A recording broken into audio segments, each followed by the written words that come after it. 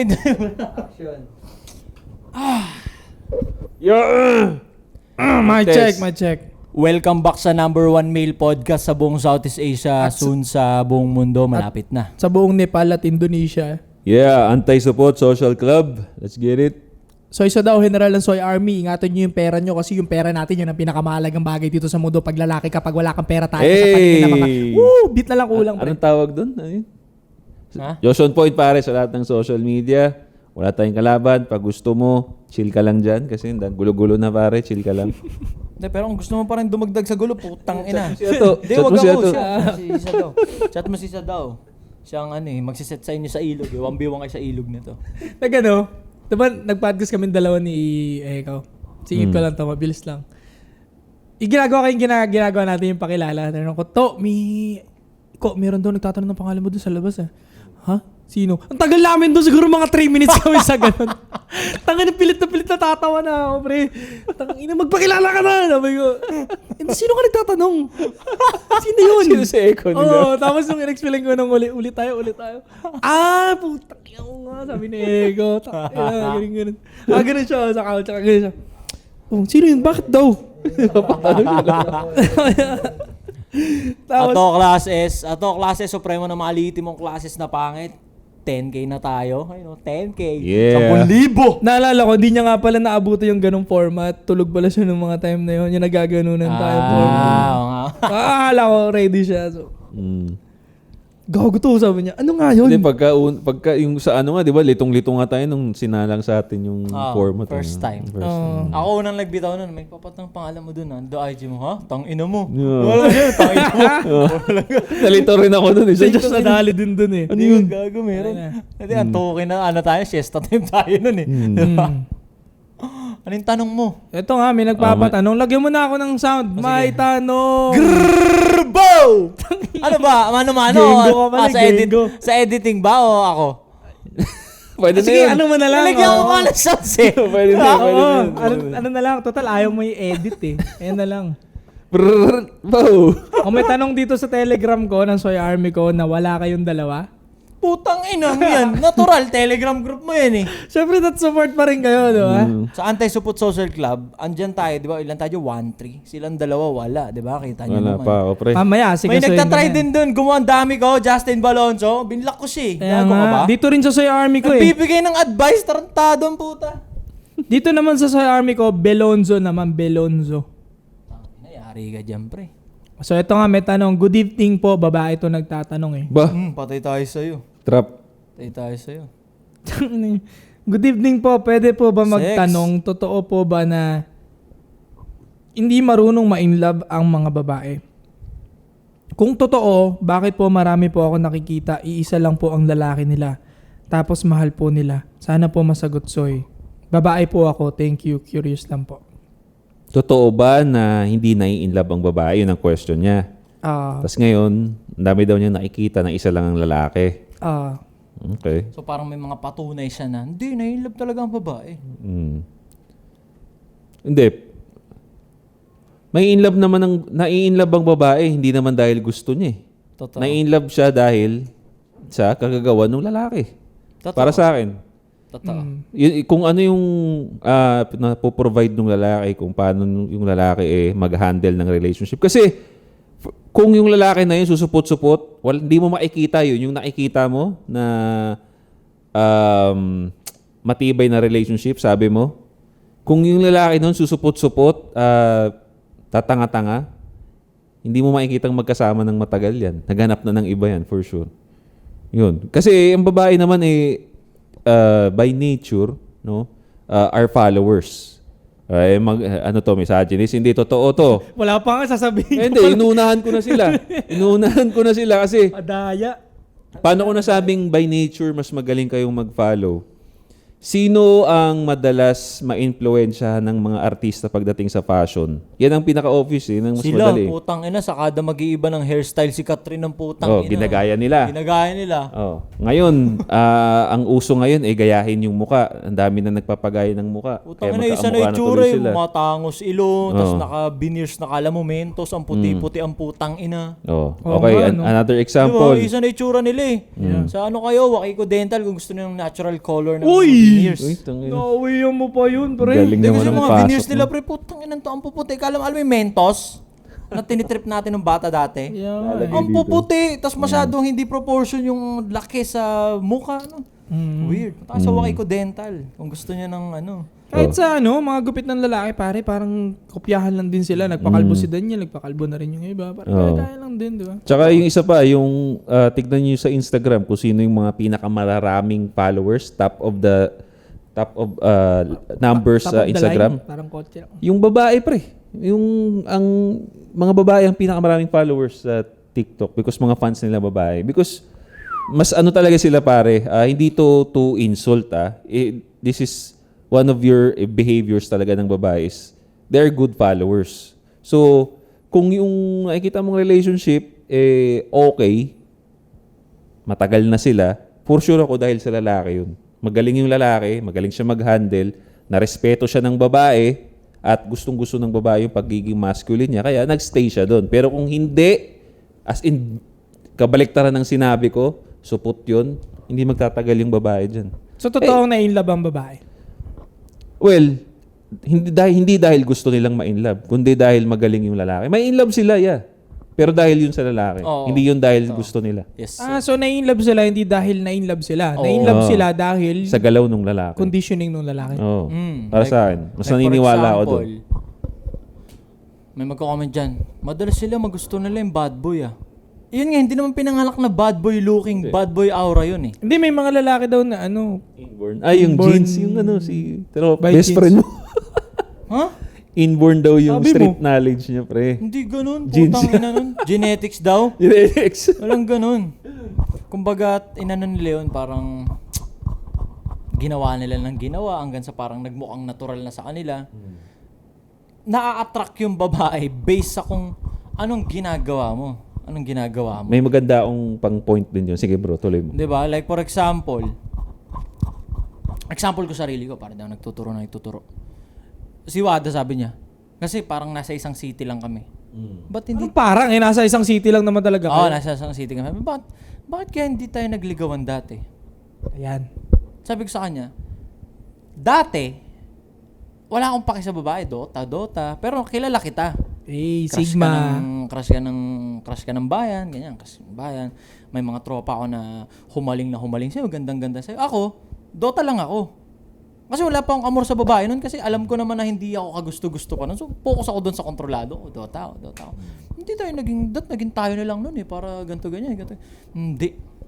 Kahit ngayon, kilala mo naman ako. Hindi tayo magiging tayo kung hindi ako gumalaw. Kumbaga, Ganda ng na-under point ka mo sa dun, pre. gininjutsu kita. Ano yung May nanipula mo siya? Tuloy mo na. Yan nga eh. Gininjutsu kita, may mga ginawa ko. Kaya akala mo gusto mo ko. Hindi, nagustuhan kita. Hindi. Nagustuhan mo na lang ako kasi may ginawa kong ganto. Kung hindi ko ginawa tong mga ganto, ganyan, hindi ko minanipula yung mga pangyayari, hindi mo ko magugustuhan. So manipulative ang lalaki. Oo. Yun nga sinasabi ko tayo yung nagmamaneuver ng mga nangyayari. Ngayon, magiging masama lang siya kung masama yung intention. Pero nung minanipula ko yung mga kaganapan para maging kami, kasi ang intention ko, pwede siya. Pwede siyang maging partner ng legendary Ato Class S. Pwede siyang maging first lady ko. Parang ganun. Yun ang intention ko. Hindi naman na lokohin siya or i-playtime siya. Ang intention ko, maging partner siya. Okay. Magandang intention. So, para sa akin, hindi na i-in-love yung babae ng gano'n, ng inasnap ng random. Na-in-love sila based on sino yung nasa harap nila na Magandang point. Papunta sana ako dyan, bro. Maganda yung point mo. nag-focus. Like for example, ito madalas to ginagawa ni Sadaw. Kunyari, nagka-club Ang siya. ilan to?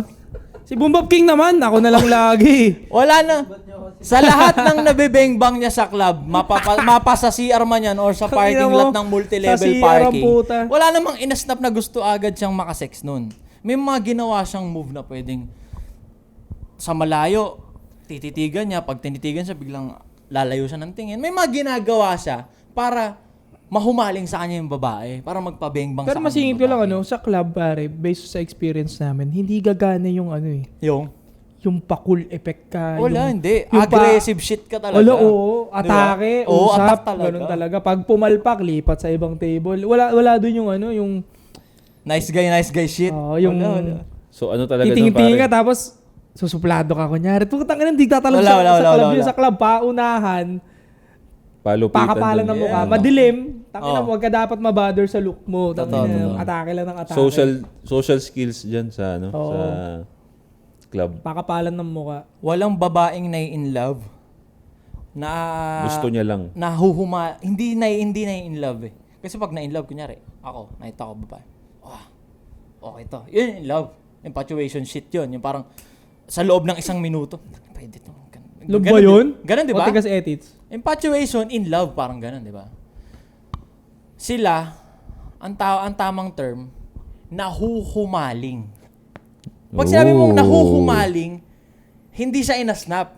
Di ba? Nahuhumaling. Kumbaga, Unti-unti. process siya. Mm. Nahuhumaling siya sa mga pinaggagawa mo.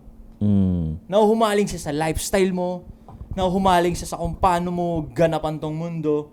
Nahuhumaling siya sa'yo. Pero yung, gusto kita. Kasi ito pa pare Paano pag yung pogi? Paano yung mga pogi? Pag nakita nila, gusto nila yun Wala na, ako naniniwala ako na yung kagusto-gustong pogi, maayos na pogi yun. Pinanganak ka bang maayos na pogi? Pwedeng pinanganak kang pogi, pero yung pagiging maayos na pogi, ikaw yan. Kung may mga ginawa ka, pwedeng hindi ka aware na pag ginawa mo tong mga to, may magkakagusto sa'yo, pero may mga ginawa ka para may mahumaling sa'yo. Oh. Yeah. Tsaka bro, tignan mo na lang pang point ko lang din dun sa babae na sinabi niya yon. Ito na lang, tignan nyo na lang yung mga preference ninyo sa lalaki. And let's see kung talagang nai-inlove kayo ng kayo lang. Anong lagi nilang sinasabi? Kailangan yung kaya mag-provide. Yun ang type nila, di ba? Kaya mag-provide, kaya mag-protect, masculine, maporma. So lahat yun, kumbaga hindi yun, Bumabagsak sa langit. hindi bumabagsak sa langit yun. Wala. Lahat yun pinagtatrabahuan. So, meaning, kung lahat yun kailangan paghirapan ng lalaki para makuha ka, hindi ka nai-inlove. Kumbaga, nahuhumaling ka talaga. That's Totoo right. yun. Tama yun. Ngayon, I can argue na ang lalaki mas nai-inlove because kaya kami lumalapit sa iyo in the first place because wala ka pang ang ginagawa. Gusto ka na namin eh. Yeah, totoo. Diba? Wala pa tayong ginagawa pare. Luwas ka nga lang, makita ka sa mall. Kumbaga, Pwede. ito pa, maraming makaka-relate dito. Lalaki, nakakasabay niya sa jeep, sobrang ganda. Hanggang pag-uwi, hindi ka makakalimutan ng lalaki na yun. Masasayangan mo, puta, hindi ko na-discard yan, sayang. Tanga, pwede. Diba? Taas yung ID, So wala pa nakatalikod. silang ginagawa pare, hindi pa bumubukas yung bibig nila, meron nang naramdaman yung lalaki. Lalaki ang in love. Ang babae na huhumaling. Yeah, tama. So, again, agree ako doon na, kumbaga, unconditional to conditional na love. Lalaki, unconditional, Totoo. pare. Unconditional. Doon pa lang, paano nag-start yung relationship nila nung nakikita mo? Paano nag-start yun? Hindi nag-start yun dahil na-inlove yung babae. Nag-start yun, unang-una pa lang kasi dineskartihan sila nung lalaki. Doon nag-start yun. Walang Yeah. magsa-start na relationship. Walang magkakasal na lalaki. Walang magkakasal na couple. Unang-una, kung walang nanligaw, hindi magsa-start yung relationship. Walang ikakasal kung walang nag-engage na lalaki. Kung walang in love na lalaki. Yun. Correct. Pwedeng may mag-start na sex, kunyari may babae, nag-approach, kursudahan din yung lalaki. Para Okay. sa akin yun, lalaking hindi siya in love dun sa babae, kahit mag-approach yung babae, dead ma eh. Pero sa panahon ngayon, sayang, tutukain, pwedeng may mag-start na sex, pero relationship na pangkasalan, wala. Wala. Pwede kasi makipag-sex yung lalaki pero wala pang relationship. Wala. Yeah. Oo. Ako nga may napanood akong video, isang matanda. Nagpa-reunion siya, di ba? Okay, Tayo siya. Tapos nagsasalita siya. Amerikano to sabi niya. All of this happened because I get laid. I got laid. Sigawan yung mga tao. Yeah, totoo. Tapos yung mga babae, oh my God, what the fuck? Pero ano, di ba? Sabi sa comment section, is that wrong? Hindi naman siya mali eh. Legit naman. Ang dami. Di ba? Lolo siya eh. Parang lolong, grandfather siya. Buang ka, no? Oo, dami, di ba? Parang apo na, may mga anak na, ganyan. So, parang gusto ko gawin yung pagdating. Pagdating ng araw. So, Lahat tinipon ko kayo kayo lahat. nandito dahil sa tamod ko. Dahil isang gabi, Pinutok ko. may nangyari. At nalintikan. Okay, so ayan ang bunga, di ba? Ang dami. Sarap kaya makita ng ganun pa rin. Oo, pre. Kumbaga parang goal yun eh. Goal yun. Mga ganun. Masarap Reunion kayo, tas parang 30 yan sila. Oh. Bunga lang ng bunga mo, no?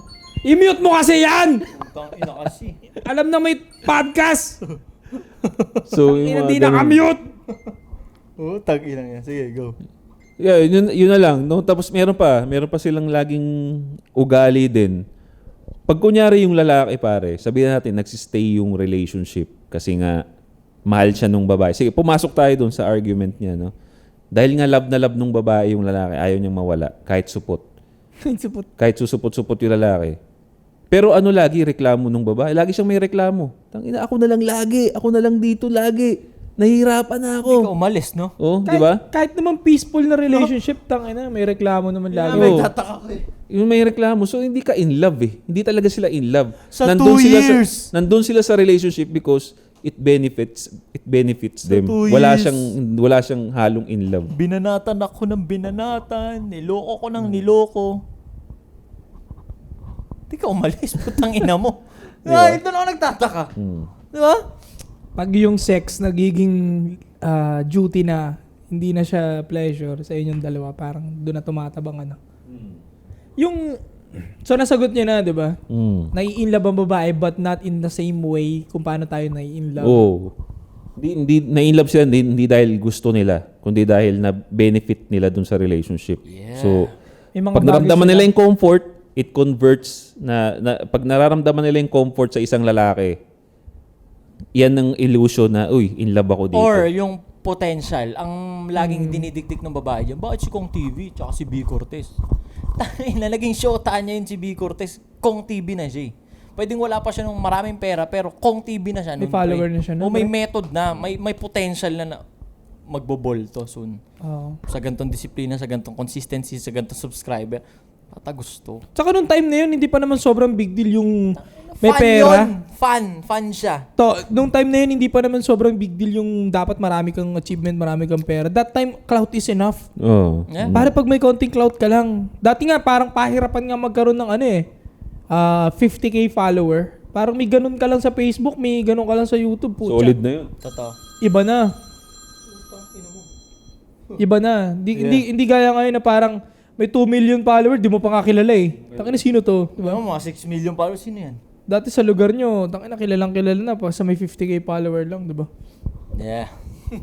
So, again, hindi naman ito attack, no? Hindi naman itong pinag-usapan namin na to is hindi ito attack sa mga babae, kundi nature nyo yun eh. Nature to na kaya nga lagi namin sinasabi sa mga kalalakihan na hangga't maaari wag kang makampante, no? Wag kang maging komportable because once makomportable ka, napabayaan mo yung sarili mo bilang lalaki. Kung ano ka bilang lalaki, diyan nagdedepende yung attraction ng babae sa iyo eh. Yun nga eh. 'Di ba? So, again, this is also a message sa mga kalalakihan natin at also dun sa mga babae nga na ganito yung dynamics ng relationship. Magbe-base ang babae sa attraction niya based sa kung anong kaya mong lalaki ka.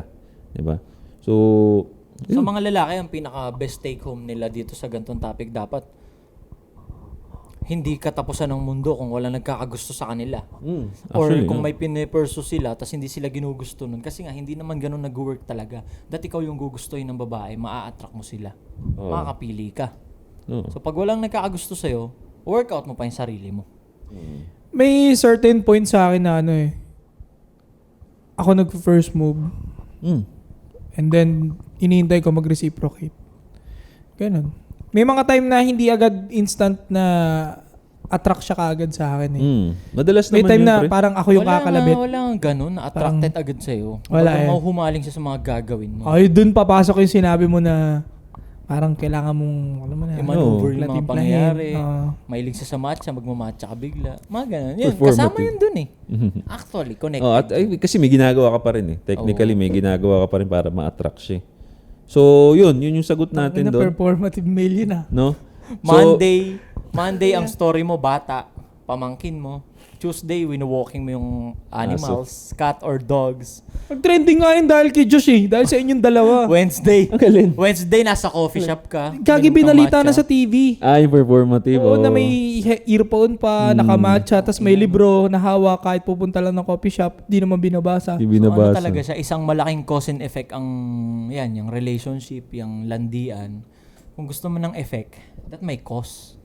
Hindi pwedeng wala kang gagawin, tas may effect na ine-expect ka. Walang ganun. Doon na lang eh, tignan na lang nila yung angulo na kaya kung ano-anong ginagawa nung lalaki, willing na siyang ipahiya yung sarili niya, gawing performative male yung sarili niya because para kanino yun? Para sa babae, para ma-attract siya.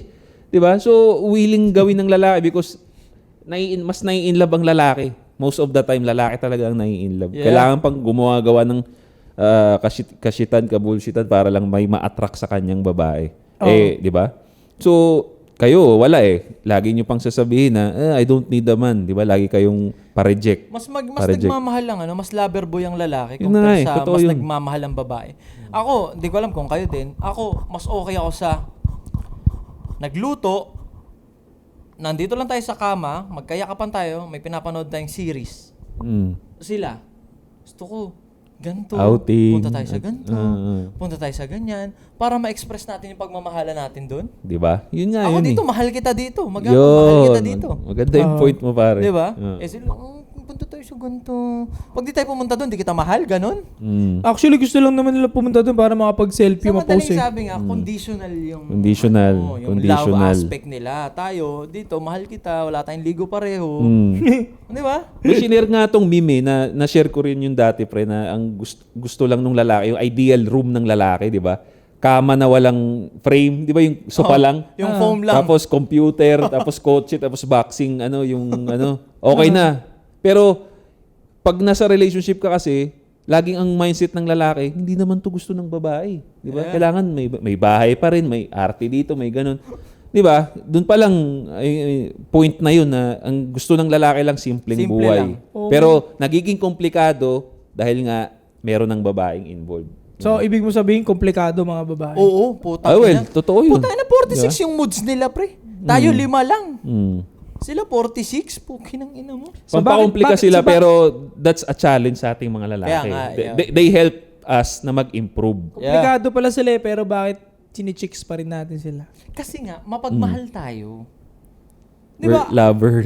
Ako, tanongin mo, gusto ko ng asawa. Sila, hindi ko kailangan ng lalaki para mabuhay. Putang ina niya mga Yung may grupo niyan, 'di ba? Nag-i-interview sila sa Makati. Ano yung Cookie Production ba yun? Cookie yun sila ano. Yung mga dancer yun eh. Kung lahat tatanungin niya, 'di ba? Lahat ng mga lalaki tinanong nila, kailangan mo ba ng babae sa buhay mo? Oo naman, kasi naman. masarap sila kasama. Putang sa mga babae ang gugulo eh. Oh. Kailangan pero hindi naman priority. Puro ganon, puro palusot-palusot. Nakakainis, sabi ko. Maging totoo kasi kayo. Kaya tuloy puro kayo depressed eh.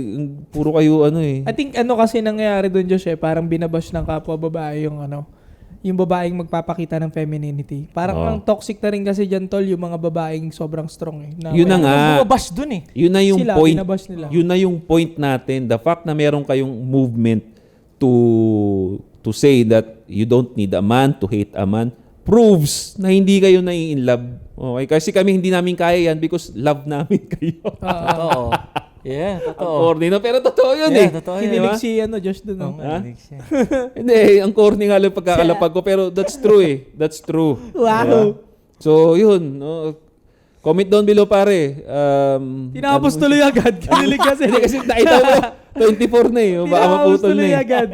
Comment down below, pare. Ano masasabi niyo sa topic na to? Ano yung perspective niyo sa love ng babae, sa love ng lalaki? Unconditional ba? Conditional?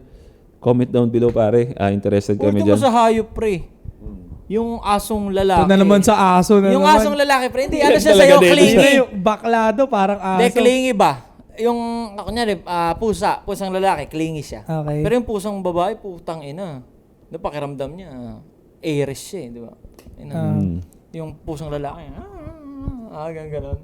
Oh, so yun. Anyway, yeah. Yun na yung hindi na yun. So, hit the bell pare para notify kayo sa mga bago naming videos. This is Anti-Support Social Club. We'll be right back. Kung gusto niyo mapanood yung kabuuan nito, rekta kayo sa IG, tapos sa Spotify, andun yung episode 1. Episode 22, yung episode 1 na Spotify. Para sa iba pang detalye, antisupportsocialclub.com. Ilang minutes yan ko? 25.